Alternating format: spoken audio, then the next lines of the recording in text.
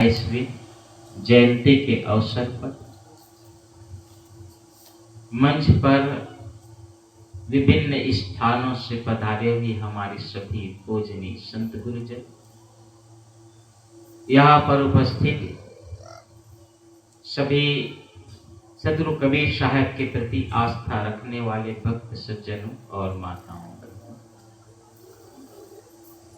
आप सभी निरंतर संतों को सुन रहे हैं। थोड़ी देर आपके बीच मुझे कुछ कहने के लिए कहा गया है। वैसे गाता पार मैं पहली बार लगभग 18-20 साल पहले आया था।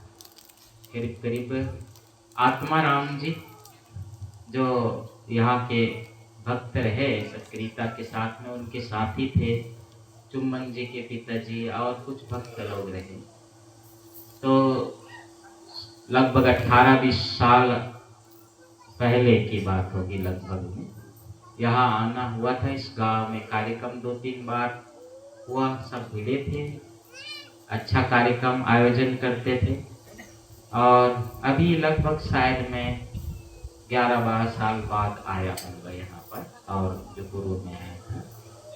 लेकिन भक्तों से समय समय पर जगह जगह मुलाकात होती रहती है, बातें होती है। यहाँ के संदर्भ में भी लोग अवगत कराते हैं। यहाँ की व्यवस्था के संदर्भ में भी अभी हमारे सभी भक्त लोग धमतरी पहुँच करके जो कार्यक्रम का आयोजन था वहाँ पर भी अपनी बात रखे, समय से बताते हैं। मैं परिचित हूँ व्यवस्थाओं से, लोगों से। आप सभी यहाँ पर समय निकाले, इसके लिए बहुत बहुत धन्यवाद आप सभी लोगों को। क्योंकि आज जो भौतिकता का विस्तार जितना हो रहा है, जितना लोग आर्थिकता की ओर समय देते हैं, जितना साधन संपन्नता बढ़ते जा रहा है, उतना ही और भौतिकता के लिए एक दौड़ बढ़ती चली जा रही है। धन की आवश्यकता है, लेकिन धन संपूर्ण नहीं है। इस भाग दौड़ की जिंदगी में निरंतर हम एक दौड़ में हैं, एक ऐसी रेस में हैं जिस रेस का कोई अंत नहीं है, जिस दौड़ का कोई अंत नहीं है। और इसका परिणाम ये होते चला जा रहा है कि हम अपने जीवन के जो मूल लक्ष्य है उससे अपरिचित होते चले जा रहे हैं। हमारा परिचय से हम दूर होते चले जा रहे हैं। सदगुरु कबीर साहब की जयंती हम मना रहे हैं।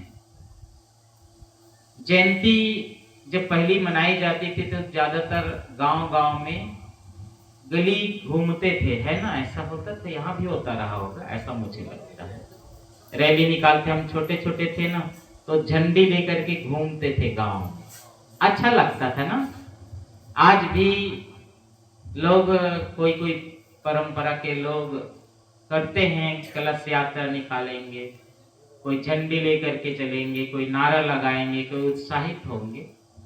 अच्छा है, करना चाहिए, इससे उत्साह बढ़ता है, जागृति आती है। मैं चुम्बन जी को पूछ रहा था कि कार्यक्रम में अभी लगातार बीच बीच में मेरा आने का मन नहीं था, सही तो ये है, क्योंकि व्यस्तता थोड़ी थी। तो मैं सोचा कि संत लोग आ रहे हैं, नहीं आऊंगा तो चलेगा कि नहीं चलेगा। तो राधा कृष्ण जी, चुम्बन जी और एक दो भक्त लोग फोन किए लगातार। तो मैं पूछा लोग आएंगे कितने बजे, कैसे कार्यक्रम होगा? तो कहे नहीं आएंगे, गांव के लोग बैठेंगे शाम को।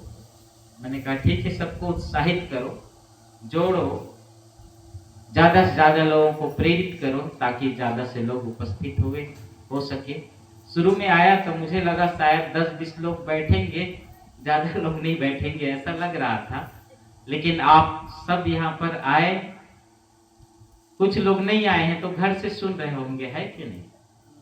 चलो उन लोगों को भी धन्यवाद जो घर से सुन रहे हैं, लेकिन आप सब आए उत्साहित होकर के, अच्छा लगा। और इस उत्साह को बना करके रखना है। सदगुरु कबीर साहब की जयंती हम मना रहे हैं। मनाने के लिए विविध उपक्रम होता है, उत्सव है। मूलतः है सदगुरु कबीर साहब को स्मरण करना। तो सदगुरु कबीर साहब को कैसे स्मरण करेंगे? किसी भी महापुरुषों का, कोई भी महापुरुषों के संदर्भ में जब जयंती मनाते हैं तो कोई प्रसाद वितरण कर लेता है, कहीं पर कोई भंडारा कर लेते हैं, है ना? सबका अपना महत्व है। कोई भंडारा करेंगे, कोई रैली निकालेंगे, कहीं पर कोई दीप प्रज्वलन करेंगे, कोई भंडारा खिलाएंगे, कहीं पर गरीबों में, आश्रमों में, अनाथ आश्रमों में, वृद्धा आश्रमों में पहुंच करके विविध उपक्रम करते, कहीं भंडारा करेंगे, कुछ न कुछ सेवा देते हैं। उसकी भी आवश्यकता है, लेकिन सबसे ज्यादा आवश्यकता है कि जिन महापुरुषों के प्रति हम श्रद्धा भावना अर्पित कर रहे हैं, भाव समर्पित कर रहे हैं। साहब ने कहा है कि मानव पर ज्यादा प्राथमिकता नहीं दी है, बल्कि जानों पर ज्यादा प्राथमिकता दी है। सही है ना? जब जानो तब मानो, ऐसा आपने सुना होगा। जानो तब मानो। किसी ने कह दिया कि किसी ने सूर्य को निगल लिया, आप मान लिए, होता होगा। अच्छा, भगवान लोग ऐसा कर सकते होंगे, हम लोग नहीं कर सकते ना। उन लोगों में उतना क्षमता रहा होगा। सुनने में अच्छा लगता है, लेकिन कुछ बातें अतिशयोक्ति होती है, कुछ बातें लाक्षणिक होता है।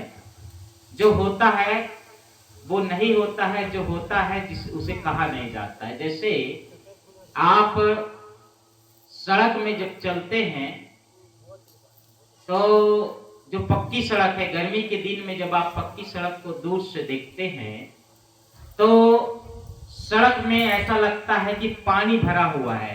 धूप है फिर भी ऐसा लगता है ना पानी भरा हुआ। आप महसूस किए होंगे, अंदाज किए होंगे कि देखते होंगे कि दूर से कि सड़क में पानी भरा हुआ है या गीला है ऐसे, लेकिन जैसे ही हम नजदीक जाते हैं कुछ नहीं है। तो होने का भ्रम होता है। ऐसे ही बहुत चीजें जो होता नहीं है लेकिन होने का भ्रम होता है। भ्रम के संदर्भ में हमारे संत जन आपको बहुत सारी बातें कहे हैं। ऐसे ही जिस जीवन के जिस उद्देश्य के लिए हम चल रहे हैं, जो काम हम लोग कर रहे हैं और जिसके पीछे पूरा जीवन को खपा रहे हैं, और अंत में होता क्या है, जैसे एक बच्चे से पूछो, भैया बच्चे को पूछो कि तुमको क्या करना है, तो कहेगा पढ़ाई करना है। अच्छा, पढ़ाई कर लिया, पढ़ाई करने के बाद में उस बच्चे से पूछो अब क्या करना है, तो कहेगा कि नौकरी करना है। सही है ना? नौकरी करना है, और नौकरी करने के बाद क्या करना है, तो शादी करनी है। शादी करने के बाद क्या करना है, तो मकान बनाना है, दुकान बनाना है, व्यवस्था का विस्तार करना है, गाड़ी होनी चाहिए, मकान होना चाहिए, व्यवस्था अच्छी होनी चाहिए, सारे चीजें अपडेट होना चाहिए। किसी एक व्यक्ति ने कहा कि घर में सोफा सेट होना चाहिए। बैठने के लिए क्या चाहिए? सोफा सेट हो, चाय पीने के लिए टी सेट हो, सोने के लिए बेड सेट हो, है ना? कपड़ा पहनने के लिए कपड़े माताएं पहनती, उसका कपड़े का भी सेट होना चाहिए। और आजकल तो मुझे समझ नहीं आता है कि लोग मुंह धोने के लिए अलग क्रीम उपयोग करते हैं, बाल धोने के लिए अलग से शैम्पू आता है, नहाने के लिए अलग साबुन आता है, क्या क्या हमको तो समझ नहीं आता है ज्यादा। लेकिन लोग अलग अलग उपयोग करते, कोई चेहरा फेस वॉश, फेस को अच्छा वॉश करते हैं ताकि चेहरा अच्छा हो। और जीवन को हम सजाने में लगते हैं, सच तो यही है, हम व्यवस्थाओं को सजाने में लगते हैं और ये उपक्रम इतना चलता है, इतना चलता है, और इस चलती हुई दौड़ में, मचलती हुई दौड़ में, एक रेस में हम स्वयं भागे जा रहे हैं और बच्चों को भगाए जा रहे हैं। इस दौड़ में जैसे बच्चे को एकदम से, अभी मैं शहर में कुछ भक्तों के यहाँ जब जाता हूँ तो शहर के बच्चे अभी गर्मी में भी ट्यूशन जा रहे हैं, अभी ट्यूशन चालू कर दिए। तो मैं बोला बच्चे को अभी से काहे ट्यूशन भेज रहे हो? हम लोग तो कभी ट्यूशन नहीं गए, एक दिन भी ट्यूशन नहीं दे गए, पढ़े। तो वो ट्यूशन का क्या मतलब है? अभी से ट्यूशन करा रहे बच्चों की, इतना प्रेशर क्यों है? इतना ज्यादा प्रेशर बच्चों को कि फर्स्ट आना है, एकदम फर्स्ट आना है। सर्व शिक्षा अभियान का एक सूत्र है, सब पढ़ें और बताओ, सब पढ़ें और सब बढ़े। तो सब पढ़ें वो तो समझ आता है, बढ़े तो किधर बढ़े? बताओ किधर बढ़े? पता नहीं है बढ़ना कहां है, पता नहीं है जाना कहां है, पता नहीं जीना क्यों है, क्योंकि हम लक्ष्य से अपरिचित है, जीवन के मूल केंद्र से अपरिचित है। इसलिए जीवन में समस्या है। समस्या का मूल कारण क्या है? अभी हम डॉक्टर के पास जब जाते हैं ना, तो डॉक्टर कहता है कि दवाई खा, बुखार आया है, सिर दर्द हुआ है, पेट दर्द हो रहा है, आपको दवाई देते हैं और बोल देते हैं जाओ खाना, 3 दिन बाद फिर आना। आप डॉक्टर को पूछते नहीं है, डॉक्टर साहब ये किस कारण से हो रहा है और मुझे इसमें क्या करना चाहिए? कुछ समझदार डॉक्टर होते हैं, वो बता देते हैं कि परहेज करना, संयम करना। वो बताते हैं कि संयम करो कि तुमने गलत खान पान किया है, गलत कुछ किया है तो बीमार हो गए, गलत कुछ व्यवहार किए हैं तो बीमार हो गए। शरीर के लिए बहुत बार समझ में आता है कि आजकल जैसे हमारे संत लोग बता रहे हैं कि शरीर में क्या क्या होता है, आप लोग जांच करवाते हो, आपको पता चल जाता है क्या हो रहा है। इतना टेक्नोलॉजी है कि आपके शरीर में क्या हो रहा है वो पता चल जाता है और आप इलाज करवाते हो, ठीक हो जाते हो। लेकिन आपका मन खराब है, मन में कैंसर हो गया है, मन में बीमारी हो गई है, मन को बुखार आया हुआ है, मन में भी बीमारी आती है, ऐसा आपने कभी सुना है? ये गुस्सा क्या है? गुस्सा भी एक बीमारी का परिणाम है। दुख आपको मिलता है, आप जलते हैं, ईर्ष्या करते हैं, ये एक बीमारी है। हिंसा की भावनाएं उत्पन्न होती है, क्रोध उत्पन्न होता है, ये एक बीमारी है। जलन होना एक बीमारी है। हमने कभी ये नहीं सोचा कि जीवन में हम तन को सजा रहे हैं। साहब ने कहा रतन का जतन करूं, वाणी का सिंगार, आया कबीरा फिर गया, झूठा है हंकार। हम किस लिए आए थे, करना क्या है और कर क्या रहे? करना क्या था और क्या, किसी ने कहा क्या कहे अहबाब, क्या कारे नुमाया कर गए। बीए ने इंटर किया, बीए किए, नौकरी मिली, पेंशन मिला और मर गए। शायद इसमें कुछ और पद होगा। तो क्या कहे अहबाब, क्या कारे नुमाया कर गए। जीवन उम्र गुजर जाती है, पूरे जीवन निकल गया है, लेकिन उसके बाद जैसे मैंने कहा कि एक बच्चे को बोलो अभी क्या करना है, वो पढ़ना है। पढ़ने वाले बच्चे आगे क्यों पढ़ना है, तो नौकरी करनी है। नौकरी क्यों करनी है, तो व्यवस्था चाहिए, और फिर शादी करनी है, फिर बच्चे होंगे, फिर उसकी व्यवस्था करना है। सारा व्यवस्था करो और उसके बाद में कुछ शास्त्रों ने लिख दिया कि 100 साल का उम्र डिसाइड कर दिए, 25 साल ब्रह्मचर्य आश्रम, उसके बाद फिर 25 साल गृहस्थ आश्रम, उसके बाद में फिर 25 साल वानप्रस्थ आश्रम, उसके बाद सन्यास। सन्यास को अंतिम में रख दिए लोग, जब आंख दिखता नहीं है ना। पढ़ो अभी जैसे सत्संग में चलो, फिर भी अच्छी बात है, आप लोग तो आए हैं, बच्चे तो आए नहीं है। देखो मैंने कहा कि कभी जयंती में तो एक उत्सव होनी चाहिए, सच बात तो यही है। एक दिन काम तो बंद कर लो। मैं आपको बताना चाहता हूं, मैं कहना चाहता हूं कि आप क्या बनाना चाहते हो, आप बच्चे पैदा क्यों किए हो, या बच्चों से आप क्या उम्मीद रखते हो। बच्चे से चाहते हो सुख, सहयोग चाहते हो कि नहीं चाहते हो। आप चाहते हो बच्चे अच्छे रहे। बच्चे अच्छे कैसे रहेंगे।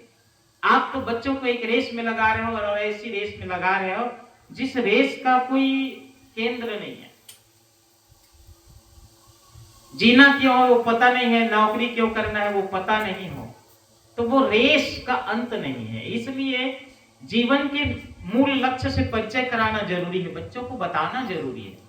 बहुत सारी बातें हैं जो आप आते हैं ना, समझते हैं, क्योंकि हम बहुत सारा ऐसा काम करते हैं जिसको हम जानते नहीं है क्यों करना चाहिए, और करते चले जाते हैं। ऐसा बहुत सारा काम है जिसको आप करते रहते, करना क्यों है पता नहीं। ऐसे ही आप जिए जा रहे हैं, जीना क्यों है पता नहीं, इसलिए जीवन में दुख है। इसलिए आज जो कबीर जयंती है, साल भर में, अभी पिछले बार कितने पहले कार्यक्रम हुआ था इस गांव में, किस साल हो गया होगा, कितने दिन पहले, तिलक जी कुछ बताएंगे। हर साल होते, चलो अच्छी बात है, हर साल होता है तो बढ़िया। तो साल भर में एक कार्यक्रम हुआ मान के चलो, है नहीं। अब साल भर में एक दिन समय निकालना है, किसके लिए, आप यहाँ किसके लिए आए हैं। अब साहेब मन बुला है तब आए हो तो तुम लोग कुछ नहीं मिलना है ना, या किसी पड़ोसी ने कह दिया चलो तो कुछ नहीं मिलने वाला है। मिलेगा जरूर, जो सुने उसका तो लाभ मिलेगा, लेकिन आपके अंदर से जब तक जिज्ञासा पैदा नहीं होगी, जब तक आपके अंदर से एक तितिक्षा पैदा नहीं होगी, एक भाव पैदा नहीं होगा। जैसे साहब ने कहा कि मौको कहां ढूंढे बंदे मैं तो तेरे, तो ये पास में तो है, लेकिन आप उसको पाना है, उसको समझना नहीं चाहते, जानना नहीं चाहते, वो मिलेगा कैसे। गालिब साहब ने कहा कि उम्र भर गालिब यही भूल करता रहा, धूल चेहरे पर थी और आईना साफ। जीवन भर आईना को साफ करते रहे, जरा चेहरा साफ कर लेते तो आईना में अच्छा दिखता। तो जीवन भर आप इधर उधर के काम करते रहो, व्यवस्थाओं को सजाते रहो, व्यवहार सबसे मेन है, व्यवस्थाओं को आप सजाते रहते हैं, लेकिन आपके जीवन में सुख नहीं है, आपके जीवन में शांति नहीं है, मन में उद्वेग है, मन में पीड़ा है। बहू कुछ कह देती है सास को, उसको तकलीफ होती है, सास बहू को कुछ कह देते हैं, उनको तकलीफ होती है, बेटा पिता को कुछ कह देता है, पिता बेटे को कुछ कह देता है। आज घर गृह क्लेश बहुत बढ़ता जा रहा है। इसके पीछे क्या है पता है, इसके पीछे सिर्फ और सिर्फ ऐसा कहें तो भौतिकता है, क्योंकि हमने बच्चों को जीवन का सीख नहीं दिया, जीवन के लक्ष्य से परिचित नहीं कराया।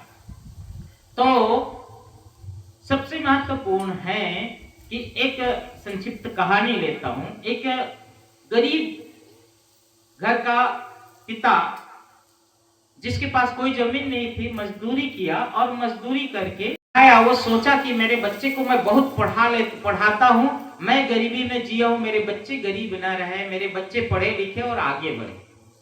तो मजदूरी करके लाता था, खाने की भी व्यवस्था नहीं थी, बहुत पहले की बात होगी शायद, लेकिन कैसे भी किया, उसको इतना पढ़ाया कि खाने कपड़े वपड़े, खाने पीने की चीजों से कटौती करके बच्चे को पढ़ाया, और पढ़ा करके उसको आईएएस की डिग्री दिलाया। और एक समय हो गया कि वो आईएएस पास होने के बाद में कलेक्टर बन गया। कलेक्टर बना, कोई जिले में पोस्टिंग हुआ, लेकिन छत्तीसगढ़ की परंपरा तो मैं जानता हूं, शायद और अन्य प्रदेशों में भी परंपरा रहा हो कि कोई बच्चे नौकरी करते ना, तो भी जब वो आता है तो घर से कुछ माताएं बांध देती है कि चावल ले जाओ बेटा, बड़ी जोड़ देते हैं, है ना, अचार जोड़ देते हैं। तो कुछ नई नवेली दुल्हन आजकल है, वो लोग तो कहते हैं कहां लेकर के जाएंगे वजन, वहां तो अचार मिल जाता है, ले जाओ, क्योंकि वो अचार नहीं, वो प्रेम है। सही है ना, वो भाव है, वो बड़ी नहीं है, बड़ी तो सब जगह मिल जाएगा लेकिन भाव नहीं मिलेगा। वो प्रेम नहीं मिलेगा, वो स्नेह नहीं मिलेगा। आज छत्तीसगढ़ में तो इतना अच्छा भाव है कि किसी के हम जाते हैं तो कुछ ले करके जाते हैं, और जब वहां से हमको विदा होना होता है तो लोग कुछ नहीं तो कुछ भी ऐसे ही बच्चों को कुछ पैसा पकड़ा दिया, कुछ मिठाई पर घर ले जाना, तो ठेठरी खुरमी जोड़ दे, त्योहार में आए तो कुछ बनाए है ना। ये एक इसका एक महत्व है, वो प्रेम है। ठेठरी घर में नहीं मिलेगा। आजकल तो इतना लोगों के पास में भौतिकता है, दुकानों में मिठाइयां मिल जाती, सब मिल जाता है, लेकिन वो प्रेम नहीं मिलेगा। तो वो पिता चावल जोड़ देते थे ताकि घर का चावल, गांव का चावल खाए। ऐसे कभी कभी जब नहीं आते तो कलेक्टर अपने नौकर को भेज दिया करता था, घर से चावल आ जाता था। एक समय ऐसा आया, ना कोई चावल लेने आए, ना कलेक्टर साहब आए। पिता के मन में हुआ कि चलो मैं ही छोड़ ले जाता हूं। चावल लिया और चावल पकड़ करके पता चला जैसे यहाँ से कोई बिलासपुर कोरबा तरफ जिले में उनका पोस्टिंग हो, यहाँ से चावल पकड़ा और बस में बैठा।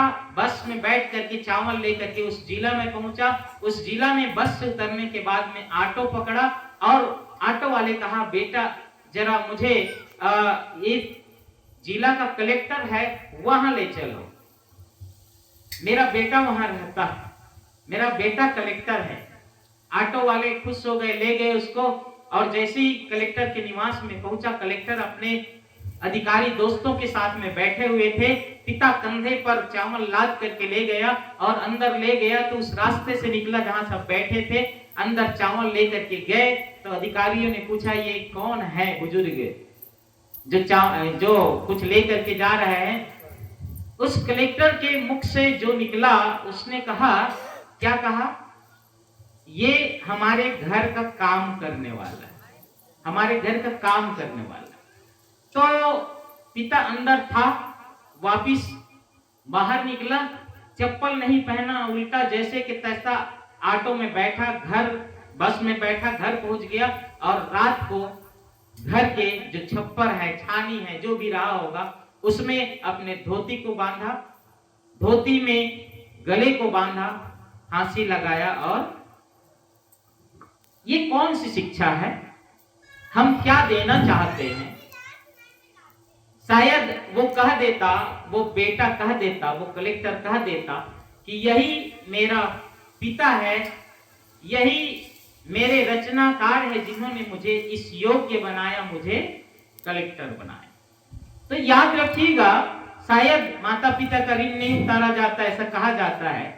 तो कम से कम आप माता पिता का आदर कर दे, वो सम्मान कर दे। आप किस ऊंचाई की बात करते हैं, किस चीज को पाना चाहते हैं, कौन से ऐसी चीज पा लेंगे जिससे आपका जीवन का लक्ष्य पूरा हो जाएगा? क्यों? क्योंकि आप जिस चीज को संरचना करना चाहते हैं, जिस आपने शास्त्रों में सुना होगा, आजकल पता नहीं बच्चे लोग पढ़ते हैं कि नहीं, हमने पढ़ा था कि पूत कपूत तो क्या धन संचय, और पूत सपूत तो क्या धन संचय। पूत अगर सपूत है तो उसके लिए धन की संचय करने की आवश्यकता नहीं है, और कपूत है तो उसके लिए ऐसे भी करने की जरूरत नहीं, वो उड़ाएगा, है कि नहीं? इधर उधर जुआ ताश और मंद मांस सब में उड़ाएगा। इसलिए जीवन के लक्ष्य से परिचित कराओ। आप बच्चों को अच्छे संस्कार दो, बच्चे को जीना सिखाओ, ताकि जीवन के लक्ष्य से परिचित हो। आप सब आज कबीर जयंती के अवसर पर मैं यही कहूंगा, सदगुरु कबीर साहब जी ने कहा कि अपने मूल लक्ष्य जो आपका आत्मा है, आपकी चैतन्यता है, आपका स्वयं का अपना आपा है, उससे आप परिचित हो तो निश्चित रूप से आपके जीवन के दुख स्वतः ही समाप्त होगा। इसमें आप जीवन के सिद्धांत में ये तय कर ले कि क्या करना चाहिए और क्या नहीं करना चाहिए। ये तय कर लोगे, आपको पता चल जाएगा। जैसे आपको पता हो जाए जीना क्यों है, तो आप जीवन के मूल केंद्र के लिए काम करेंगे। तो मैं आपसे यही अपेक्षा करता हूं, हम सब कबीर जयंती मनाने के यही सार्थकता है कि हम सब सदगुरु कबीर साहब के उन मूल तत्वों को स्वीकार करें, मूल ज्ञान को स्वीकार करें। और मूल क्या है? सब घट मेरा साइया सुनी सेज न खोए, बलिहारी ते घट की जा घट परगट।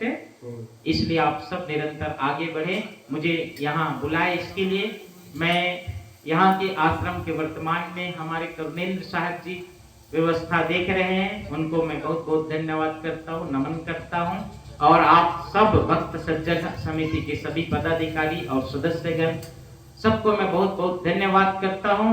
और 1 मिनट और लेना होता है थोड़ा सा कि चुम्बन जी और सभी लोगों ने कहा था कि यहाँ पर थोड़ा व्यवस्था की कमी है और इसका विस्तार करना है। मैं ऐसे समझता हूँ, जैसे इस संदर्भ में भी मैंने बात रखा कि पहले हम सब लोगों की सक्रियता की आवश्यकता हो। कहीं ना कहीं समय बढ़ता चला जाता है। देखिए जो है उसमें हम पहले शुरू तो करें। जब पहले सत्संग होता है तो एक मैदान में सत्संग हो जाता है ना। अभी आश्रम बन गया है, तो आश्रम जब बन गया ना तो अभी क्या करना चाहिए, जैसे कोई पंथ और कोई धर्म अपना एक मंदिर बनाता है, वहां पूजा करने लिए चला जाता है, सही है ना। आपका मंदिर ये आश्रम है, और जब आश्रम है तो जीवन भर जिस तंतु के लिए, जिन व्यवस्थाओं के लिए, कुछ पंथ ऐसा है, कुछ धर्म ऐसा है, जैसे गुरुद्वारे में कोई सरकारी फंड नहीं लिया जाता, वहां पर सब सिख समुदाय भीड़ करके सेवा में लग जाते हैं। बहुत सारे ऐसे धर्म हैं, राधा स्वामी भाई बहन लोग भी हैं जो ऐसा सेवा में हाथ बटाते हैं, व्यवस्थाओं में सहयोग प्रदान करते हैं। तो हमारे कबीर पंथ में हम लोग ऐसे ही मानसिकता पहले तो बना लिए हैं कि हम लोग गरीब हैं, नहीं, एक हम लोग गरीब हैं ऐसा सोचते हैं ना, मन से गरीबी है। व्यवस्थाओं, धन की आवश्यकता है, मैं जितनी भी बात कहा हूं परिचित है आप, तो धन के लिए अभी ज्यादा करने की जरूरत नहीं, लेकिन ऐसे शास्त्रों ने भी कहा, और जहां धन लगता है वहां मन लगता है। तो आप कुछ नहीं तो सही, एकदम आपके जीवन के कुछ अंश यहाँ पर लगाएं, थोड़ी सी प्राथमिक व्यवस्थाओं को करें, और समय के साथ में सक्रियता के साथ में हम शासन प्रशासन से भी बात रखें। जरूर यहाँ का भविष्य में और विस्तार होगा, व्यवस्थाएं बढ़ेंगी, लेकिन वो निर्माण चलता रहेगा, और उस निर्माण के लिए आप सब लोगों की सक्रियता की जरूरत है। क्यों? क्योंकि हमें आपका निर्माण करना है। ये निर्माण आपके निर्माण क्यों, मतलब ये निर्माण क्यों, वो आपके निर्माण के लिए, जीवन निर्माण के लिए, सही है ना।